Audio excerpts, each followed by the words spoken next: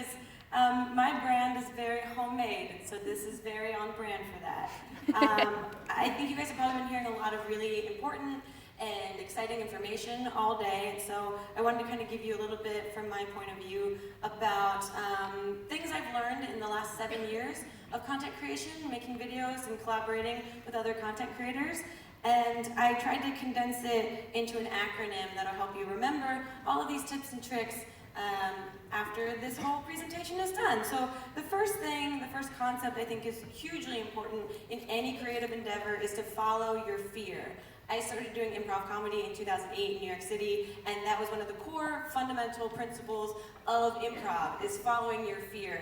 Lots of things in the creative world can seem totally scary, but I think fear is more of an emotion that shows you care about the thing that you want to endeavor onto, the thing that you want to create. If you're afraid of it, it usually means, cool, you're interested in it, you care about not screwing it up, or you care about doing it at all at any point in your life. So check in with yourself. A lot of times we use fear as a deterrent to keep us from doing anything, and try and switch the narrative in your head of, if you're afraid of something, that means you care about it, and caring about things is cool. It means you're not a robot. And I'm totally afraid of AI. So the second part is authenticity, and this is a word that gets thrown around so much that it seems so stupid at this point, but it's thrown around so much because it is true that people are attracted to people. That means flaws, foibles, anything about you that makes you specifically, uniquely you. I was just reading some Dr. Seuss quotes, because that's what I do in my free time as a 31-year-old adult woman. And I read this quote from one of his books that says, "Today you are you. That is truer than true. There is no one alive who is youer than you." And I think that whole sentiment, as childlike as it sounds, is so important for everything you do, that you want to make sure that you are presenting yourself in a creative endeavor as yourself and not a copy of something else, because the things that no one else has that you have are what make you stand out and what make you way more interesting to other people. The third factor I have for you is realistic goals. It is so important to set realistic goals. For the first 4 years of making videos online, I kept thinking every video was a failure because it wasn't a viral video. And then I realized that that is a completely unrealistic goal. You will never make a viral video, nor should you want to make a viral video, because that means you're a flash in the pan scenario, and if you want sort of longevity, it's great to set realistic goals, realistic numbers, realistic subscriber counts, or whatever it might be for you, that are attainable. If you say, I'm going to start my YouTube channel and next week I want 1 million subscribers, and it doesn't happen, you're going to feel like a piece of shit, and that's not the best kind of motivational feeling to have to create your channel. So set really small, mundane goals. If you want 10 people to watch this video, if they do it, that means you succeed, and rewarding yourself for your successes is also really fun. I love giving gifts to myself, which is always a really great thing. I mean, especially if you get a little intoxicated and you go on Zara.com.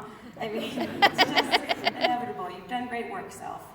The fourth factor here is to try and try again. If something doesn't work, if you create a video, if you create any form of content that wasn't as successful as you wanted it to be, try it again.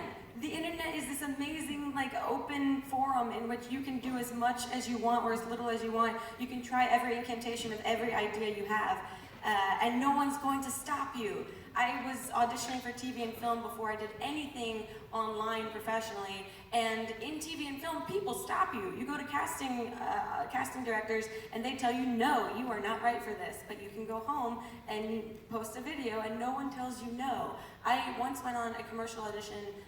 It was a German commercial, and they wouldn't tell us what it was about at all, but the whole audition was just, we had to stand in a room and stare directly at the camera lens for 60 seconds, silent. That was it. That's all we had to do. And I did not book that part. But I have uploaded a video to YouTube in which I've stared silently at a camera for 60 seconds, and no one told me I couldn't do it. So keep going, guys. The fifth part here is to appreciate. Really, really appreciate any audience that you build, because I think the wonderful thing about the community online is that it's so incredibly supportive, and not only are your viewers your friends and your acquaintances, but they're also your boss boss in some way. They're the people that allow you to create opportunities in which you can do more and more and more. And so appreciating the content creators around you, the opportunities to create in a free space online, and the people that are spending time watching anything you do is amazing. I like to say a lot that YouTube is a free platform in a lot of ways, so people pay you in their attention. So you have to be really, really, in my opinion, grateful for that. But you do you. If you love to be selfish, go on with your bad self. The sixth thing is support.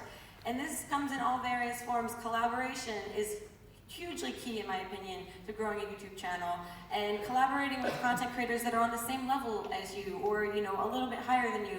It's that realistic goal thing comes back into play. Is try to work with people that are coming up at the same time that you are. Hannah, Mamrie, and I all met each other at basically the same level of content creation, and we immediately became friends, and now we collaborate on various platforms because we are like-minded in our sensibilities in comedy. We're hard workers, and we genuinely enjoy each other's company. So reach out to people that you're inspired by, or people that you love the content of, or that you want to just get to know, because this is an amazing community that's been established on the idea of collaboration versus competition. So take advantage of that. And then the last thing to build a great YouTube channel is sexy as fuck thumbnail.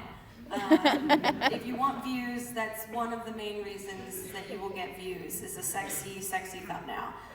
So just to go over all of that, follow your fear, authenticity, realistic goals, try again, appreciate, support, and sexy thumbnail. And if you put that all on the line, it spells out fart ass. So just remember, fart ass. Thank you guys very much.